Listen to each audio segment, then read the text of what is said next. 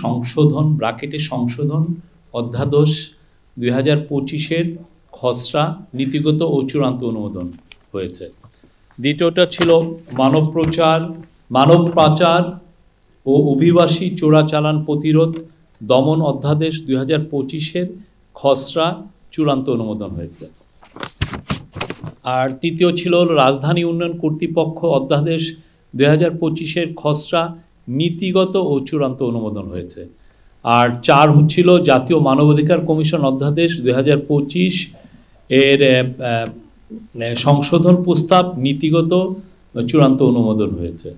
এই 4টার মধ্যে আমি যেগুলো কি ফিচার ছিল সেগুলো আমি একটু বলছি। আপনারা জানেন যে দুর্নীতি দমন কমিশনের উপর আমাদের একটা চিফ অ্যাডভাইজার একটি ইন্টারিম গভর্নমেন্ট একটি রিফর্ম কমিশন করেছিলেন। তাদের অনেকগুলো বাংলাদেশে দুর্নীতিকে কিভাবে দমন করা যায় সেই বিষয়ে তাদের সুনির্দিষ্ট অনেকগুলো প্রস্তাব ছিল। সে বিষয়ে একটা বড় রিপোর্টও ওনারা সাবমিট করেছিলেন। তো সেই আলোকেই দুর্নীতি দমন কমিশনকে কিভাবে আরও এফেক্টিভ একটা অর্গানাইজেশন করা যায় এবং বাংলাদেশের শেখ হাসিনার আমলে যেভাবে দুর্নীতি বিস্তার লাভ করেছিল এটাকে কিভাবে রোধ করা যায় সে বিষয়ে একটি দুর্নীতি দমন আইনটি আজকে সংশোধন অধ্যাদেশ 2025-এর খসড়া নীতিগত ও চূড়ান্ত অনুমোদন হয়েছে। নায়াসিনামাইড ও স্যালিসাইলিক সমৃদ্ধ লিলি ফেস ওয়াশ যা ফেসের ডেড স্কিন সেল দূর করে দেয় দ্বিগুণ ফাস্টার ব্রাইটেনিং। এখানে মূল যে জিনিসটা ছিল লাস্ট মোমেন্ট, এটা বেশ কয়েক সপ্তাহ ধরে এটা নিয়ে ডিবেট হচ্ছিল। তো এইখানে খুব অনেক বড় কন্ট্রিবিউশন করেছেন। আপনি জানেন বাংলাদেশের ট্রান্সপারেন্সি ইন্টারন্যাশনাল বাংলাদেশের প্রধান ইফতেখারুজ্জামান, তার সাথে আমরা এক্সটেন্সিভ আলোচনা করেছেন। যারা এটা নিয়ে কাজ করছিলেন, ল অ্যাডভাইজার কাজ করেছেন, ক্যাবিনেট সেক্রেটারি কাজ করেছেন এবং দুর্নীতি দমন কমিশনের যে সেক্রেটারিয়েট তারাও কাজ করেছেন। এখানে একটা লাস্ট মোমেন্টে এটা একটা ওভারসাইট বডি, যেটা বাছাই কমিটি, সেটা একটি ওভারসাইট বডি হিসাবে কাজ করার কথা ছিল, সেটাকে ড্রপ করা হয়েছে। কেননা আমাদের দেশে যে দুর্নীতির যেভাবে লেয়ারে আছে, দেখা যাচ্ছে যে ওভারসাইট একটা বডি করলেও সেখানেও আবার দুর্নীতি বিস্তার লাভ পেতে পারে। তো সেই জায়গায় এইটাকে ডিসিশন হয়েছে যে এই সাজেশনটা নেওয়া হবে না।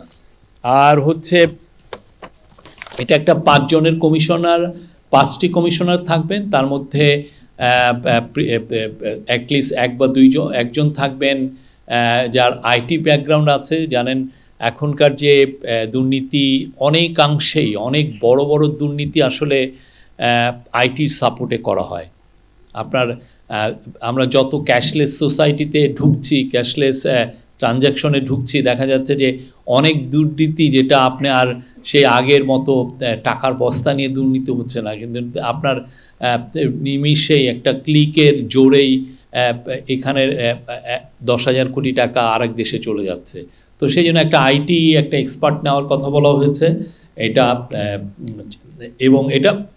এবং একজন নারী কমিশনার নেওয়ার কথাও বলা হয়েছে।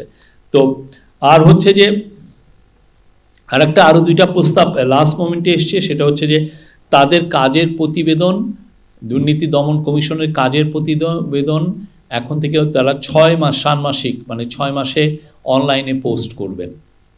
এবং আরেকটা হচ্ছে যে যারা দুর্নীতি দমন কমিশনে আছেন তাদের অফিসারদের মূলত এটা এখনও ডিসাইড হয় নাই যে কারা করবেন, বাট একটা নীতিগত ডিসিশন হয়েছে যে দুর্নীতি কমিশনের যে অফিসার বা যারা সরাসরি এই দুর্নীতি দমনের সাথে সম্পৃক্ত তাদের সম্পদের হিসাব দিতে হবে। এটা একটা এটা আজকের ক্যাবিনেটের একটা বড় সিদ্ধান্ত এবং এই বিষয়ে এই নতুন লতে এটা থাকবে আর কি।